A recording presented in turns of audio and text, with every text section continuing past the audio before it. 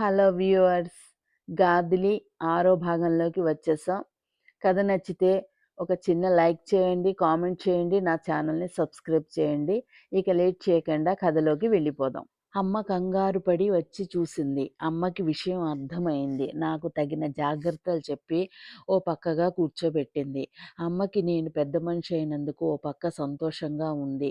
మరో పక్క ఈ విషయం తెలిస్తే అక్కేం గొడవ చేస్తుందోనని చాలా టెన్షన్ పడుతున్నట్టు అనిపించింది. మా పెద్దమ్మకు ఫోన్ చేసి విషయం చెబుతోంది. పెద్దమ్మ వాళ్ళు మా ఊళ్ళోనే ఉంటారు. వాళ్ళ ఇల్లు మా ఇంటికి కాస్త దూరంగా ఉంటుంది. ఒక గంటన్నర పడుతుంది వెళ్ళడానికి. "అక్క, నాకు కంగారుగా ఉందక్కా. పెద్దది పెద్ద మనిషి కాకుండా చిన్నదయిందక్కా. పెద్దది అసలే పెంకిది. నీకు తెలుసు కదా!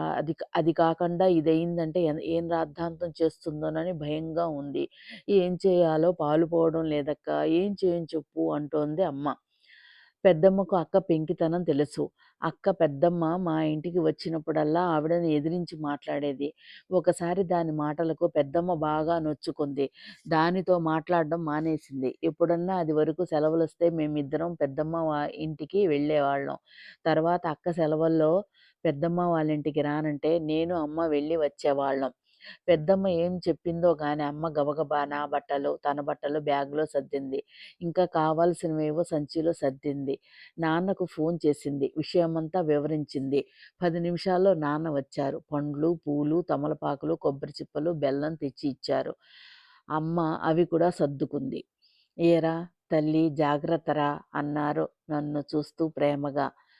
నేను సిగ్గుగా తలదించుకున్నా. నాన్న ఆటో పిలిచారు. అమ్మ నాన్నకు జాగ్రత్తలు చెప్పింది. మైథిలి వస్తే ఏం చెప్పాలో గుర్తుందిగా. "సరే, మేమెళ్ళొస్తాం. జాగ్రత్తగా ఉండండి" అంటూ నన్ను చూస్తూ "జాగ్రత్తగా ఎక్కవే ఆటో" అంది. నేను ఎక్కాను. తర్వాత అమ్మ ఎక్కి నన్ను తాకకుండా దూరంగా కూర్చుంది. ఆటో బయలుదేరింది. ఆటో స్పీడ్‌గా వెళ్తోంది. "బాబూ, కాస్త నెమ్మదిగా వెళ్ళు" అమ్మ అనేసరికి ఆటోవాడు స్పీడ్ తగ్గించాడు. కడుపు నొప్పిగా ఉండటంతో నేను కళ్ళు మూసుకు కూర్చున్నా నొప్పి భరిస్తూ.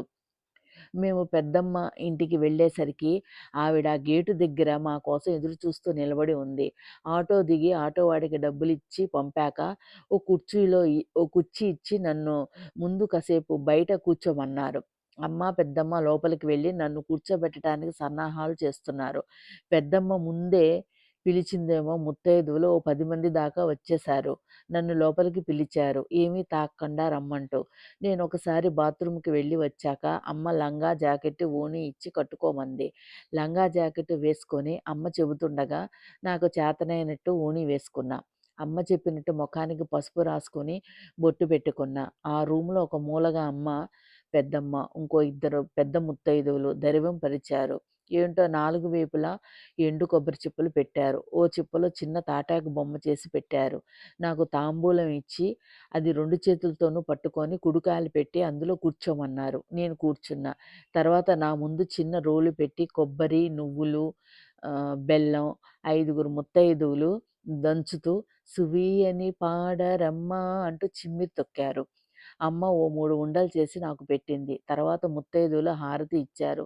అక్షింతలు వేశారు. అందరికీ దండం పెట్టాను నేను. "మీ రెండో అమ్మాయి గాదిలి చక్కని చుక్కండి. చిదిమి దీపం పెట్టుకోవచ్చు" అని వచ్చిన ముత్తైదువులు అంటుంటే అమ్మకు ఆనందంతో కళ్ళల్లో నీళ్లు తిరిగాయి. దర్భంపై కూర్చున్న నన్ను తృప్తిగా చూసుకుంది. ముత్తైదువులందరూ వెళ్ళిపోయారు. తాంబూలం, చిమ్మిరుండలు తీసుకొని. "దీనికి దిష్టి తీయవే ముందు, అందరి కళ్ళు దీని మీదే" అని పెద్దమ్మంటే అమ్మ నాకు దిష్టి తీసింది. తర్వాత నాన్నకు ఫోన్ చేసింది. నన్ను ఎలా కూర్చోబెట్టింది అంతా వివరంగా చెప్పింది. మైథిలికి ఏం చెప్పారని అడిగింది. పెద్దమ్మకు ఒంట్లో బాలేదని, 4 రోజులు కాస్త సహాయంగా ఉండి వంట చేసి పెట్టాలని, అమ్మ నేను పెద్దమ్మ వాళ్ళ ఇంటికి వెళ్ళామని నాన్న చెప్పారట.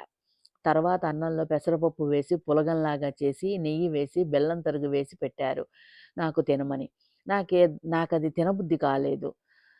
ఏదో నంజబోతుంటే "ఒసేయ్ గాదిలి, అలా తింటే నీరసపడతావురా తల్లీ. కాస్త హితవు చేసుకు తినాలమ్మా" అంది పెద్దమ్మ. "ఇది సహించటం లేదు పెద్దమ్మ, మజ్జిగ పోయి" అన్నాను నేను. "అమ్మో, మజ్జిగ పోసుకోరాదే తల్లీ, పాలు పోస్తాం. కాస్త పంచదార వేసుకు తినమ్మా బంగారం" అంది అమ్మ. ఇక ఎప్పటికీనా భయంగా అన్నాను. కాదే, ఓ 11 రోజులంతే. తర్వాత పోసుకోవచ్చులే అంది పెద్దమ్మ. హమ్మయ్య! అనుకుంటూ సహించకపోయినా ఆ పులగం అన్నంలో పాలు పోసుకొని కొద్దిగా తిన్నాను. నేనెవరి మాటైనా వింటాను, సర్దుకుపోతాను. అదే అక్క వినదు. అందుకే నేనందరికీ నచ్చుతాను. ఆ విధంగా 3 రోజులు, రోజు పొద్దున, సాయంత్రం నాకు అదే పులగం అన్నం, పాలు పోసిన అన్నం తినిపించారు. చిమ్మిరి తొక్కించి చిమ్మిరుండలు తినిపించారు. రెండో రోజు అమ్మ, పెద్దమ్మ వెళ్ళి నాకు కొత్త బట్టలు తెచ్చారు. అమ్మొక జాకెట్టు, పట్టు లంగా, ఓణి, పెద్దమ్మ ఒక జాకెట్టు, పట్టు లంగా, ఓణి తెచ్చారు. అమ్మ పెద్దమ్మతో మైథిలి విషయం కనుక్కుంటానన్నావు కదక్కా! కనుక్కున్నావా?